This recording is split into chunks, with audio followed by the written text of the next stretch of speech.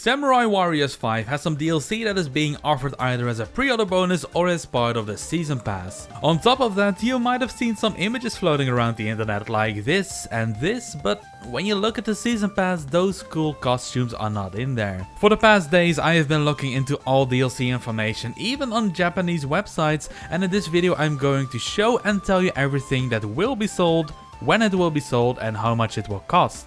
I have added timestamps in the description below for those who are in a rush, and as always, if you want to stay up to date with the latest niche and Japanese games, make sure to like the video, subscribe to the channel and click that bell to not miss out. Now without further ado, let's get into it.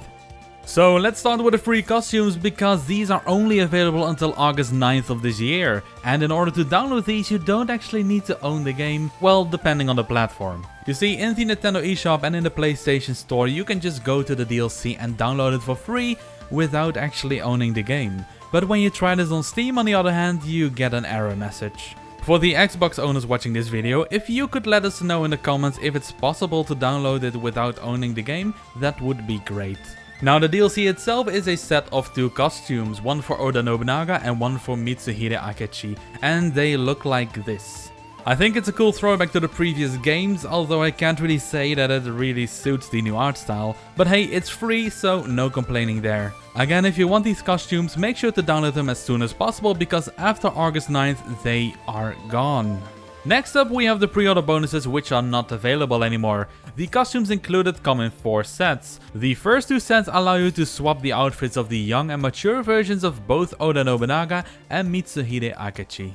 The other 2 sets are reskins of their original outfits in a different color. I'm not a big fan of the white-ish color on the Nobunaga set, but I really like the colors on Mitsuhide, especially the armor in the mature version. These pre-order bonuses were exclusively added to the digital edition and will probably become available for purchase again in a few months, as implied by the text on the website.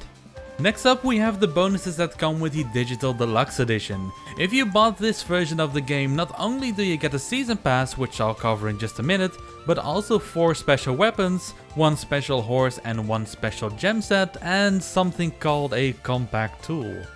The wording special was just added to make it sound special, because the items are anything but that. As you can see with the weapons, they are of the silver quality and only have 4 weapon skill slots.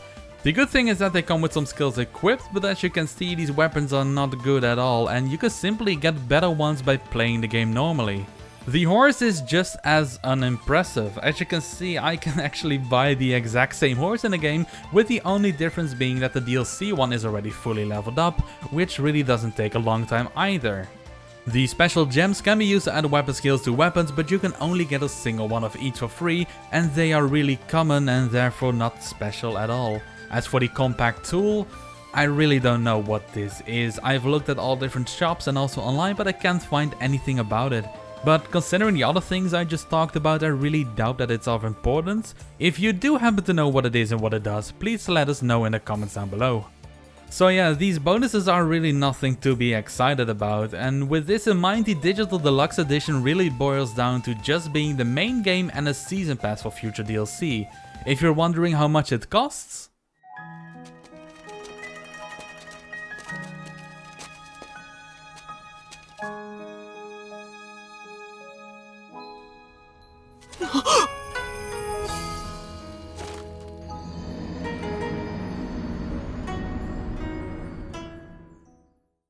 so next up is the Season Pass. The one pass that if you hold it will give you access to all of the upcoming DLC that is currently announced, and comes with a bonus too.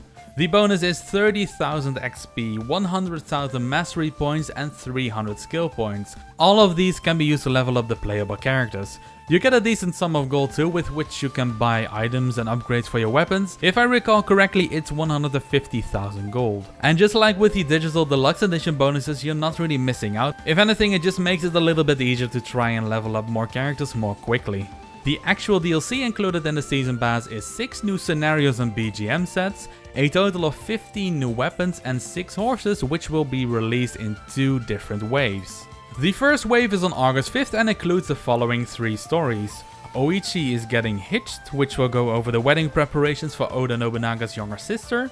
Battle for the legendary hot spring, in which Shikanosuke and Magoichi are looking for a hot spring that's supposedly really good. and Who is the Smartest in the Lands, which will feature Hanbei trying to solve a bunch of riddles. The first wave also includes 3 horses, namely Iron Coat, Silver Coat and Armor Coat. And finally 6 new weapons. A Nodachi named Chaos Sower, a bow called Frost Princess, a talisman called the Mystic Ninetails, a set of gloves called Hellspawn, a great spear called Purgatory, and finally a blade plus matchlock named Ice and Fire. The second DLC wave drops on August 19th and includes the following stories. The Strongest Right-Hand Man, which will feature Toshimitsu Saito. It looks like he is going to battle the other retainers that follow Mitsuhide to see who is the strongest, or maybe even Nobunaga's retainers. Who knows? We'll have to wait. Then we have the scenario Turning the Tables, which doesn't show any named characters but will revolve around the ones that we haven't seen too much in the main story. And finally we have How to Be a Warrior, which focuses on one of my favorite characters, Yasuke, who is also known as the African Samurai. In this scenario I think we will see more about him learning about Japanese culture and the way of the samurai. The second wave includes 3 horses that look more like mythical creatures. And finally we have 9 new weapon skins. The Kusarigama called Water Dragon, the drum called Nature's Echo, the katana called Two-Faced Torment, a spear called Soaring Crow, a sledge called Bovine Terror, a twin blade called Nightmare Bird, the Naginata named Dust Devil, the cannon called Eight-Headed Serpent, and finally the ninja blade called Cat O' Mystery.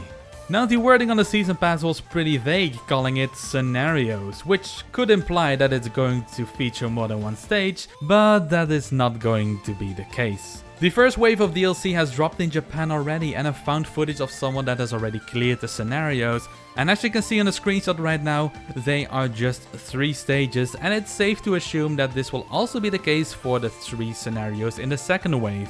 The horses I like, I think they look really good, especially the armored ones. I don't use horses too much though, and mainly use hyper attacks to get from point A to B on the battlefield, but if the speed on these bad boys is okay, I will probably start using them.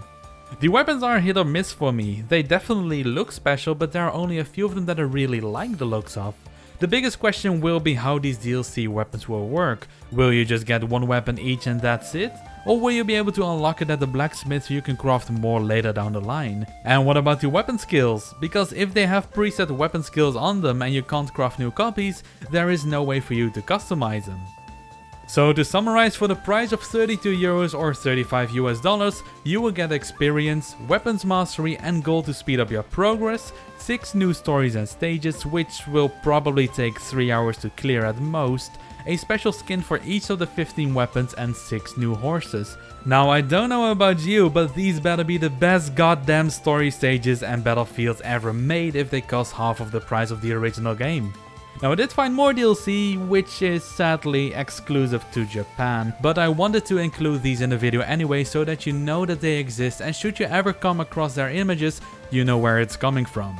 The first is a tie-in with the Japanese TV show called Kirin ga Kuru, which follows the life of Mitsuhide Akechi during the Sengoku era.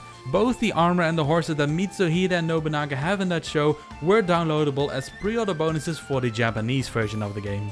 The second is a special costume for Hideyoshi Hashiba that can only be obtained through the collaboration with 7-Eleven in Japan. These are like mini grocery stores, and by shopping there you can earn points for various rewards. You can then trade 300 of these points for a DLC code that can only be redeemed in the Nintendo eShop, because this is also limited to just the Nintendo Switch version. Even though the costume is just a reskin with the 7-Eleven colors, I think the green suits him really well and the outfit looks nice overall, but don't forget, the image is an image.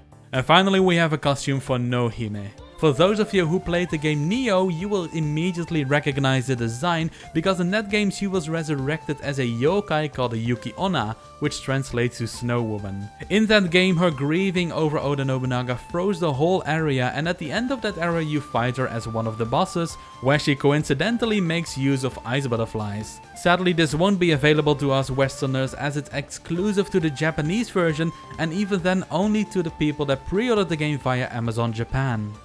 So that's it. This was all the information about the Samurai Warriors 5 DLC I was able to find, so now it's time for some speculations. The Season Pass could receive more updates, but if I look at what happened with Atelier Ryza 2 and Fairy Tail, which were also published by Koei Tecmo, this never happened, and because of that I'm not expecting Samurai Warriors 5 to have more either. As for other DLC, I am a bit conflicted. The warrior games usually get a bunch of horses, weapons and costumes, but ever since Koei Tecmo started using season passes for their games, the amount of extra content seems to be toned down. Now if they do release something, I think it's just going to be a bunch of costumes, and that those costumes won't be included in the season pass, just like what happened with Fairy Tail. Both of these things are just my thoughts though, and I'm curious to hear what you think. Do you think we will get more DLC in the current season pass? Do you think we will get more DLC at all, or maybe even more season passes down the line? And what do you think of the contents? Are you excited for any of this, or do you think it's a disappointment? And if you could get any DLC, what kind of DLC would you want to get? Let me know in the comments down below and we will talk about it. That said, this is going to be my final video about Samurai Warriors 5 unless there is going to be a significant update or DLC announcement. If you haven't seen it yet, there will be a link to my full review of Samurai Warriors 5 in the top right corner and in the description. In the coming weeks, I will be preparing for a brand new farming simulator game that looks really promising, so I hope that you're excited for that. And with that said, I want to thank you all for watching, and until next time.